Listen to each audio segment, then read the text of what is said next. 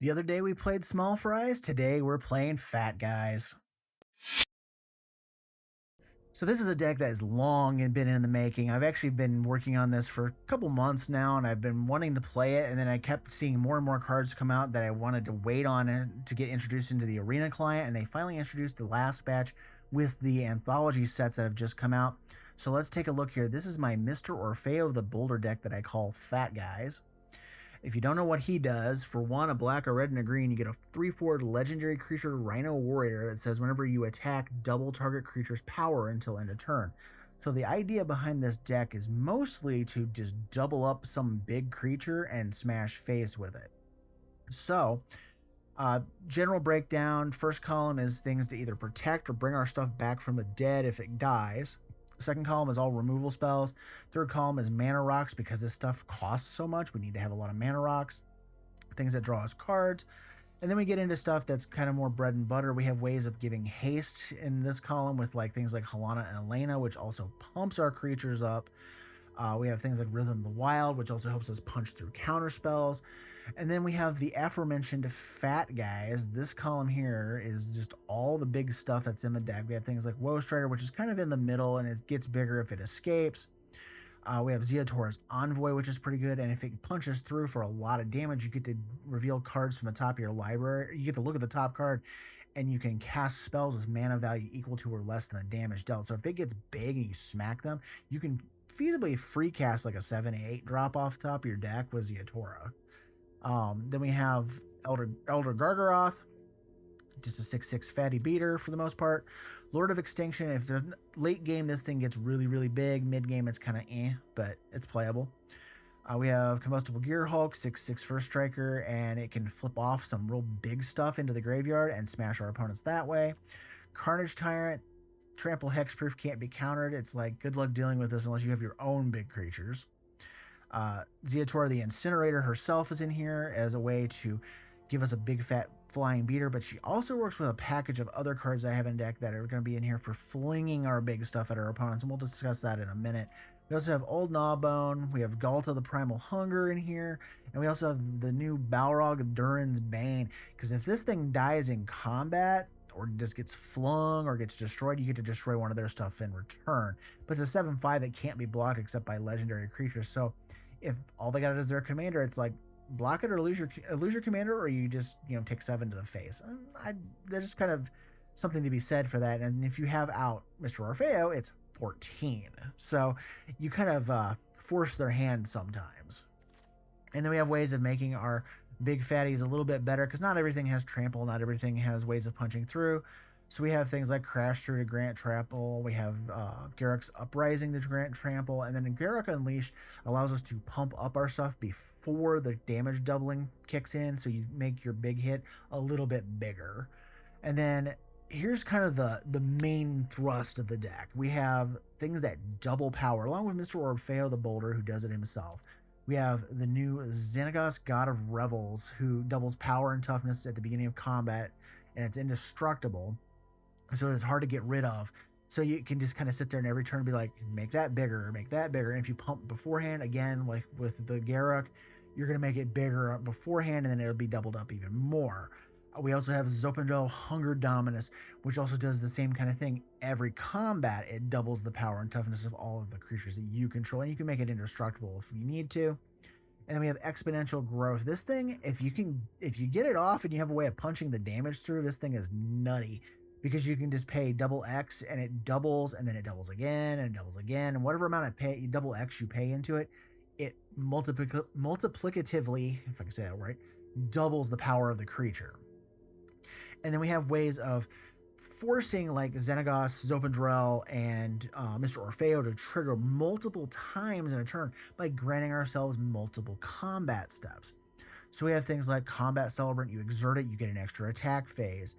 Aemir, Marshal of Rohan, when a legendary creature that's attacking dies, you get to have an extra attack phase.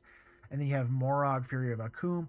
Every time you play a landfall trigger, get an extra attack phase. So like if you have a land fetch spell like Harrow or Entis Restoration or something like that, you can get multiple attack triggers off of this.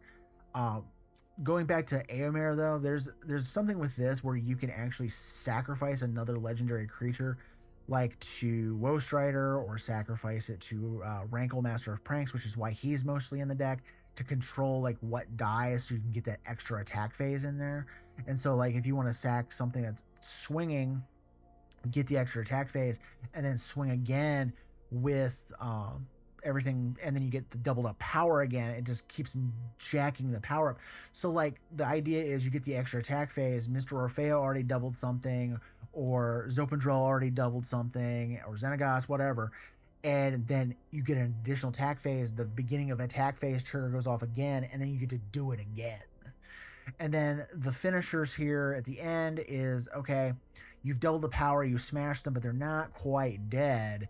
Well, let's make them dead. We got Fling, we got Ayara, Widow of the Realm, we got Kazul's Fury, and we have Minsc and Boo, Timeless Heroes. The main thing here is to throw the big honking creature at their head to make sure they die before they can turn around and stop you. And then the mana base is the basic Jund lists that I've ever done, and that's really all there is to the deck. The idea is make big fat monsters smash face and either throw it at them or just keep attacking them over and over again until dead. That's the deck. I hope you guys enjoy it. We'll talk about it after the video. Borborgymos and Fblthp. Alright. I've only ever seen this used in a couple of different variated decks, and it's usually pretty damn, like, just messed up how it does it. That deck runs, I think, at least 50 lands. Alright, so let's do Copperline Gorge, Halfling. Get the Gorge down so we don't actually end up with a pair of, because we have a few of those check lands in the deck. So can't do anything else, so we're just going to go ahead and attack them for one. Chip the damage in. If they try to fry it, we can always save it.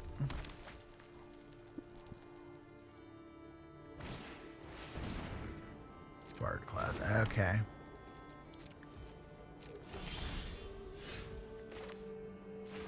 Alright, so let's go ahead. Let's get Mr. Orfeo down while we have the opportunity to do so. There's only so many spells that in red that can do 4 damage, and usually they have double red in their costs. And I don't think they're going to be trying to get to double red. They're going to try to get to the blue first. Yeah, see, they went for a blue land, so now they want to tap land. All right, so let's do this. Let's just go for it so they can't counter this stuff. So, Xenagod, and we're just going to swing for 12. Doesn't like taking half your opponent's life out on turn 4.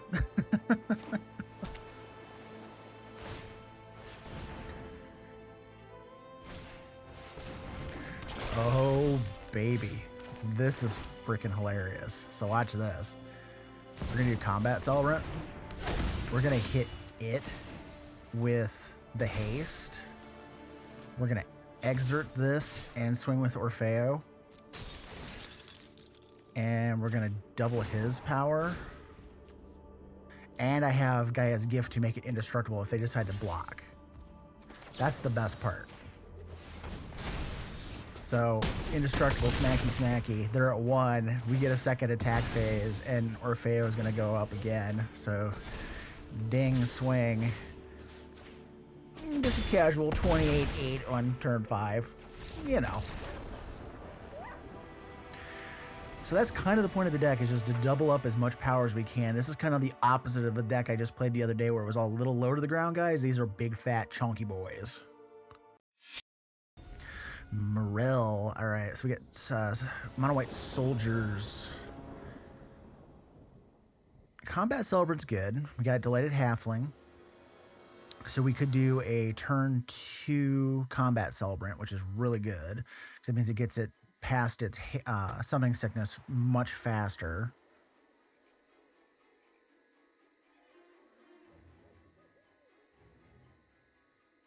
Come on.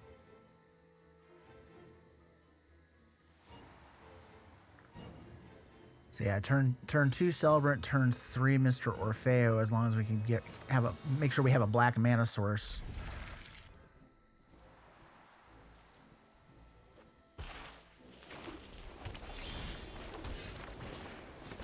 So let's go for it.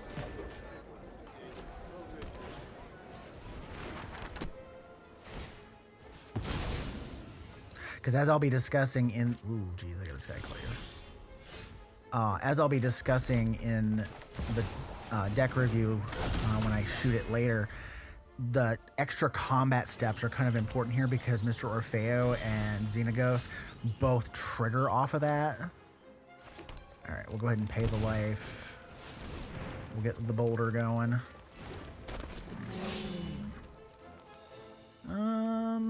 Not attacking, because they could have a flash creature like... what is that? The 2-cost 1/1 that gives you extra guys. I don't want to see that. That would be bad. Alright, so the question becomes then, what do I do here? I think the play... Because Garruk's Uprising doesn't do anything. I mean, it gives us trample, but it doesn't really do anything for us. But it does give us a card off of that, and Combat Celebrant can exert and swing, and I'll actually double its power, so if they block it, it's going to trample over for 4 anyways. And then Mr. Orfeo is going to come swinging in with double power on the next attack for an additional 6.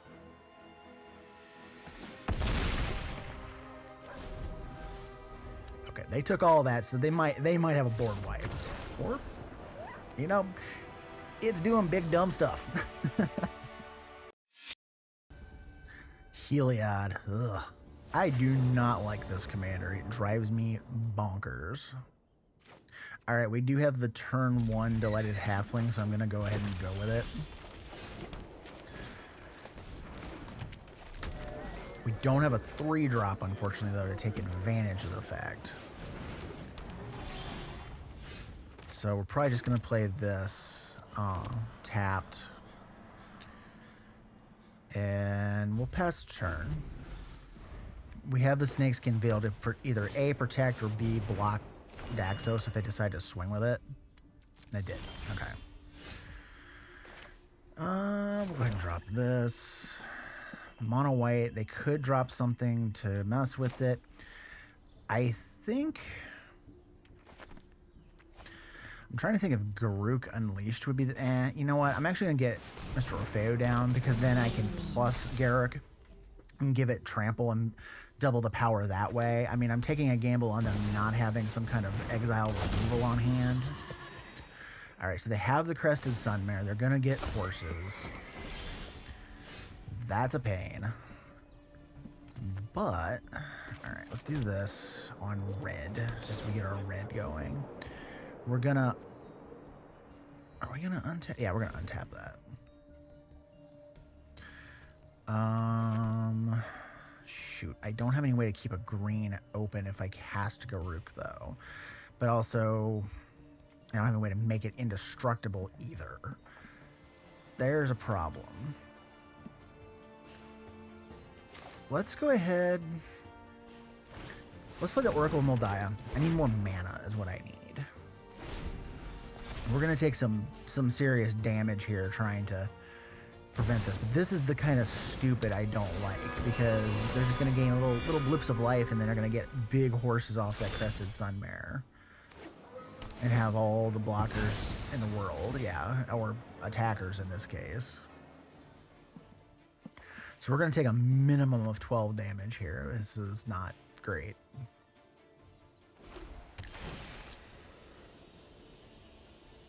So we got Zeator's Envoy on top. Not the land that I wanted.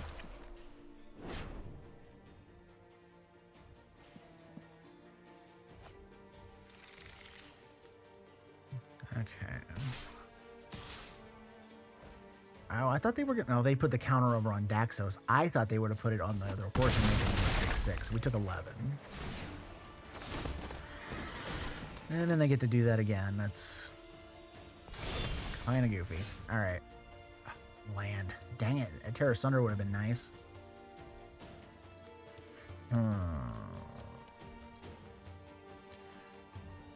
So I can do exponential growth for one doubling and then double out the power, but that doesn't do me any good. And they're already so high on life, I just can't. I mean, I could double that. Use the Terra Sunder to get rid of the Crested Sunmare. So let's blitz this in. Swing. Double its power. They'd have to block. Okay, they should have blocked both. They didn't. So I can't kick it, so I have to do it like this. Actually, we're gonna get rid of Daxos because he's an enchantment. So that gets rid of their itinerant life gain that they keep messing with me on. Let's get another red down. But we're gonna have to chump at least one thing this turn to stay alive. They're just not getting easy life gains right now.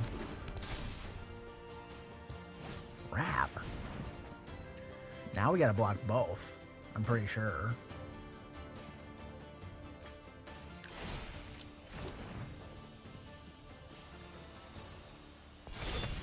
Yeah, we have to block two things, and they're both 6/6s if they swing wide.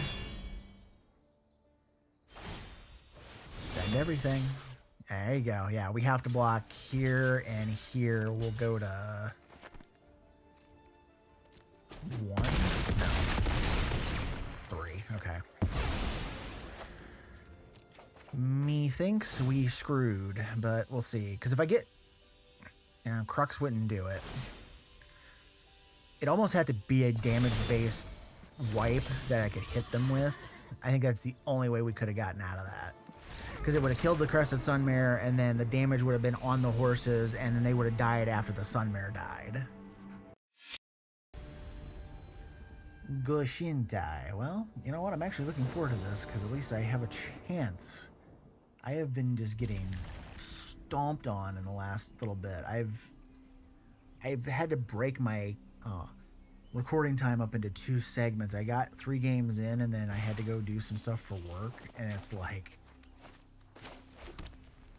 I'm so flabbergasted. I've lost like 4 games in a row because it's just, it's like I just can't draw anything good. It's just like bad matchup after bad matchup.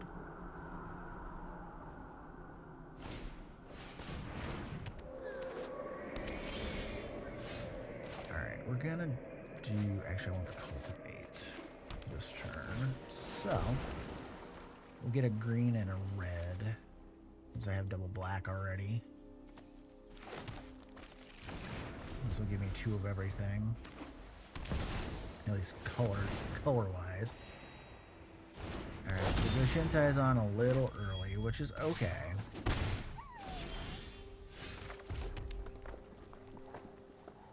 I want a lot of things. I'm gonna go ahead and put Helana and Alina out. This will keep the little low to the ground crap from smacking at me if they don't want to lose it. Or it can catch the removal spell that they might have. Which I'd rather it get nailed than Mr. Orfeo, so...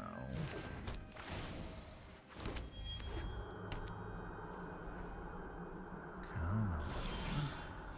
Alright. We'll go green. I think... Let's see, that's 3. Have Deadly Dispute available. Still have Deadly Dispute available. Alright, let's go Mr. Orfeo. So if I put the counters on him... 6, 1, 2, 3, 4, 5... Oh, they'd have to block with everything if they want to stop him in a gang block style. Otherwise, they'll probably just stick a 1/1 in front of him.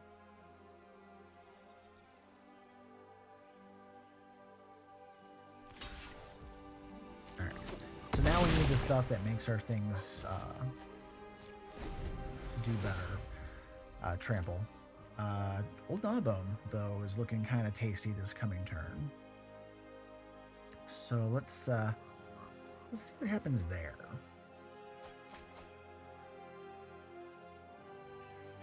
Because, you know, having what is it, an 18 power dragon coming down the pike, pretty good.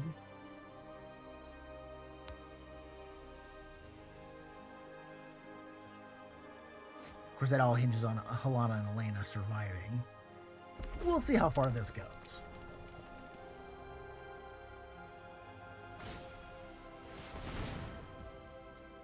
Resolve.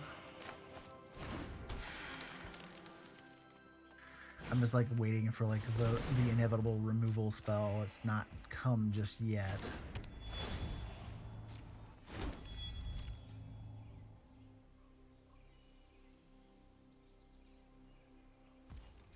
No, they're just biding their time right now.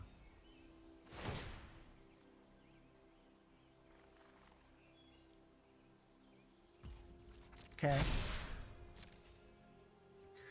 All right. I need to put them on a clock. Ooh. Oh, baby, it's a fling. I might actually be able to kill them this turn because of that fling. So counters are going here. It's swinging. It's doubling. Oh, baby. Yep. Bye now. Oh, that was like the top deck of the gods. Boom. Goodbye. Okay, that makes me feel a lot better.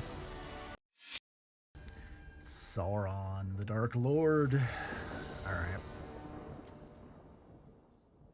Can Jund beat Grixis? That is the question.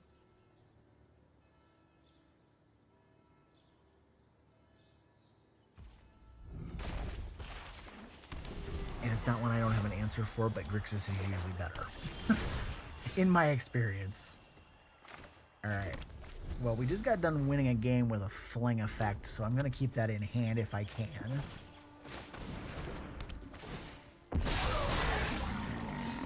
Alright, Ram through is pretty good. Do I want Ayara down, or do I want...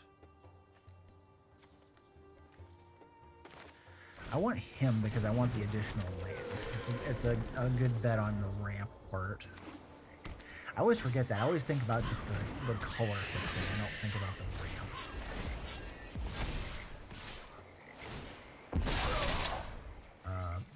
Yeah, I'll block that. Let's see here. If I could get myself up one more power, I could ram through, but I don't really have that right now. So, I guess it's just time for Mr. Orfeo. And unfortunately, I'm going to play the Fling land because I need the mana. I need to not miss those drops.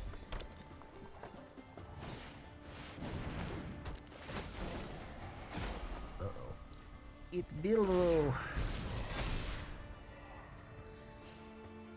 That's the really annoying thing about the Nazgul. Until they get, like, really big, they just sit there and be like, huh, I'm not swinging at that.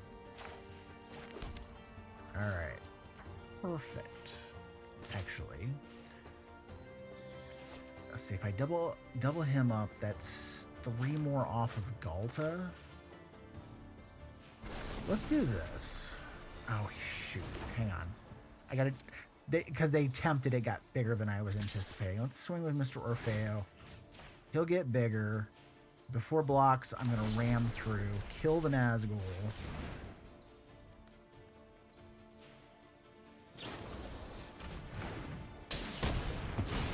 Still 4 power. So, I got what I wanted out of that. And then, Galta's still too big. Because they shrunk it, I could have played Galta had they not shrunk it. So, we're just going to play Ayara.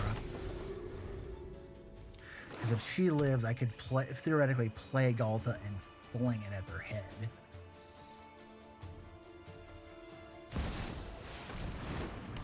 It Alright, the Witch King, that's a pain.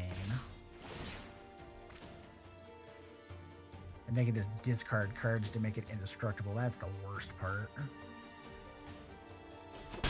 And it's whatever creatures deal combat damage to you, one of them has to die. It's really annoying. So if I play Garruk,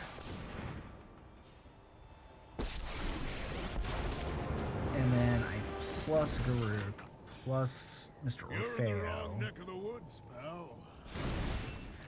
I can then play Galta. And then we're gonna pass a turn. It's like there's a way to get it so I can get all my stuff. I don't have anything else in the graveyard, so the Conduit of Worlds isn't doing much for us just yet. Things start dying, then it'll do more for us. Alright, well. That's probably one of the best commences I've ever seen.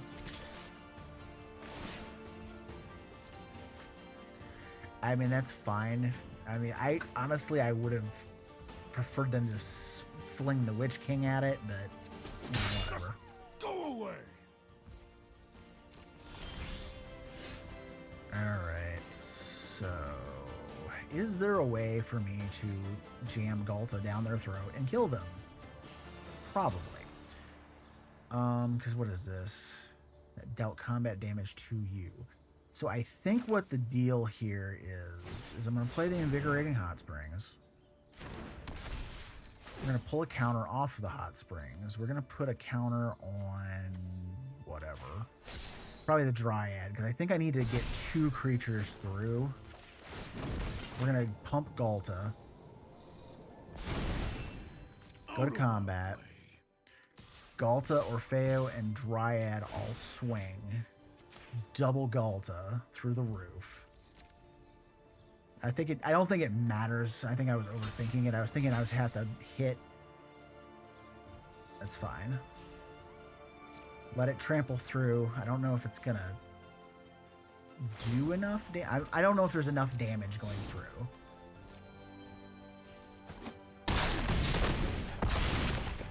Ooh, well, it was more than enough. I was gonna use Iara and fling Galta, but I didn't realize how much power was coming through. Whoops. So what'd you guys think? I had a ton of fun with this deck, because there was times where it would just, out of nowhere, it would just give you this monster-sized creature to just pound your opponent, and they didn't even see it coming, because you're just like, oh, I'll play Xenagos, and all of a sudden it's like, oh, I have a 28 power creature with trample going, hi, you're dead, just out of nowhere. That said, there's some things I would take out of this deck. I don't like Conduit of Worlds. It was a little expensive for what it did. It didn't really do what I wanted it to do. It was just too slow for what we were trying to accomplish. I need more ways of protecting my creatures. I need more ways to keep them from getting blown up in combat and blown up by certain things. Death Touchers drove me freaking bonkers earlier. It's just, I need ways of removing the Death Touchers, getting them out of my way, and just trying to generally protect my stuff, because it's nice to have a big fat creature, but if they can just put a death touching roadblock in front of it, it doesn't matter if it has trample. If it doesn't survive to get the extra combats or survive to hit them, they'll die to the damage dealt to it before you can ever fling it. There's a lot of things there that are just like, okay, it's a little weak against death touch creatures. So with that said, let me know what you would add to the deck, what you would take out of the deck. Did you enjoy the deck? I'm all ears. And as always, thank you for watching and have a great day.